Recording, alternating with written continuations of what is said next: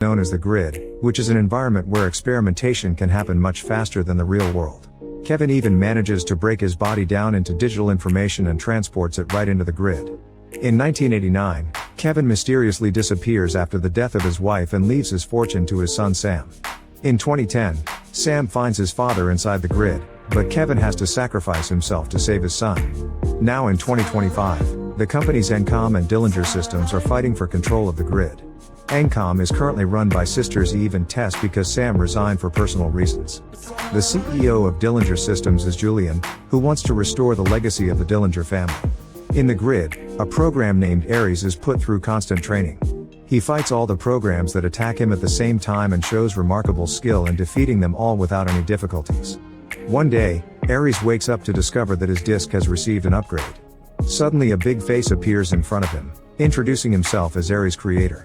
It turns out Ares was created by Julian to be security software for Dillinger Systems. Julian calls Ares his master control. That night Julian makes a special presentation for a group of investors. After everyone puts on safety glasses, an enormous device activates multiple lasers that build a tank in the middle of the room.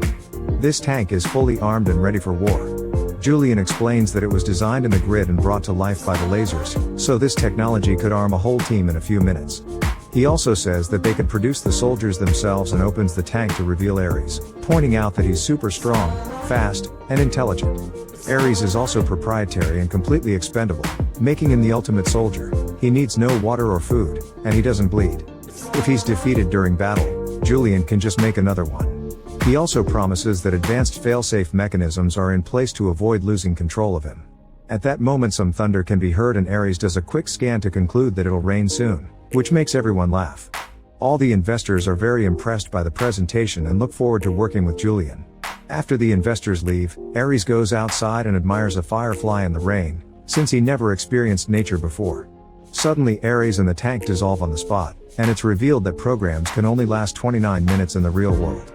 Julian's mother Elizabeth warns him that deceiving the investors is a terrible idea, but Julian is certain that he can find the permanence code, which should allow programs to stay in the real world forever. Elizabeth reminds him that if he doesn't get a win in 6 months, the board will fire him. In Alaska, Eve arrives at a private station that was set up by Kevin and was later used by her sister Tess, who has died of cancer. Eve watches an encouraging message that Tess left her on the computer before she's joined by her friend Seth. Tess spent a lot of time searching for the permanence code in Kevin's old files, and now Eve and Seth will continue her mission. After 4 days of living in that freezing environment and searching dozens of old diskettes, the duo is excited to finally find a mysterious code shaped like a double helix. To test it, they design an orange tree in the grid and bring it to real life with lasers. Then they keep track of time and are happy to confirm that the tree stays up after the 29 minutes pass. Meanwhile Ares returns to the grid quite shaken. He can't stop thinking about Julian's speech and how he was treated as an expendable toy. His second-in-command Athena asks him about the experience and Ares tells her how interesting the rain was, saying it felt very different from previous visits to the real world. Athena doesn't understand what he means by feel. The following night there's a big Encom event for the launch of their latest game.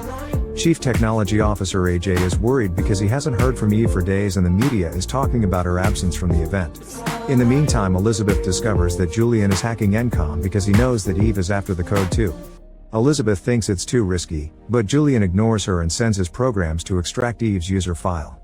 Soon Ares, Athena, and other soldier programs are breaking into the Encom servers in the grid. A special device opens a hole in the side of the building for them to enter, and in the real world a guard receives a breach alert. The Dillinger team quickly brings down the digital guards on the server and Ares goes into the information block, which grants Julian full access.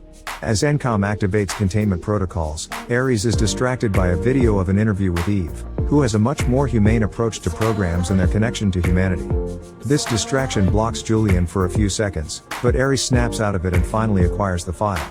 The team then tries to leave, however Encom's security programs arrive to stop them. The superiority of Dillinger's soldiers is clear. Their amazing skills allow them to easily fight the guards and soon they're escaping by summoning hang gliders. Ares stays back when he notices that one of his teammates is still fighting and even gets hurt.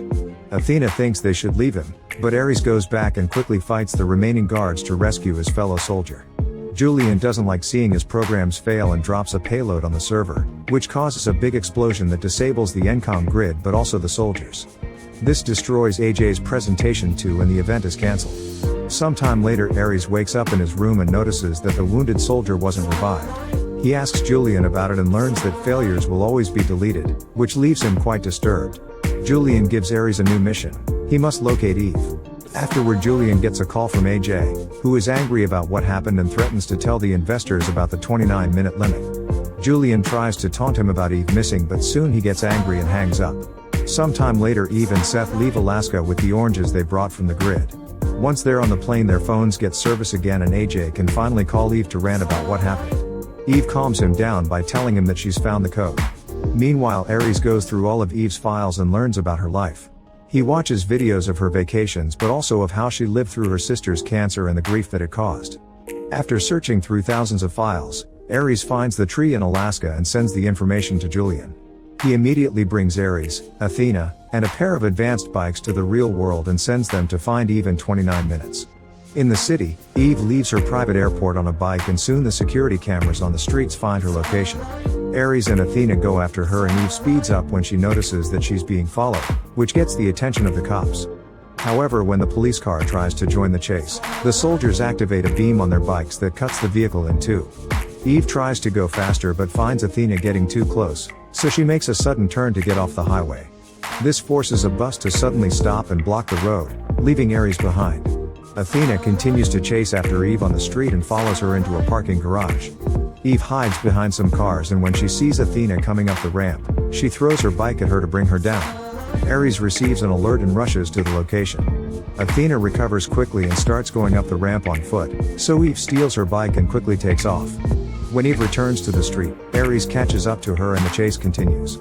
He tries to block her using the laser beam but Eve manages to dodge it just in time, although she breaks other cars in the process. Ares is moving faster and finds the road blocked by a car with a baby, so he has to stop.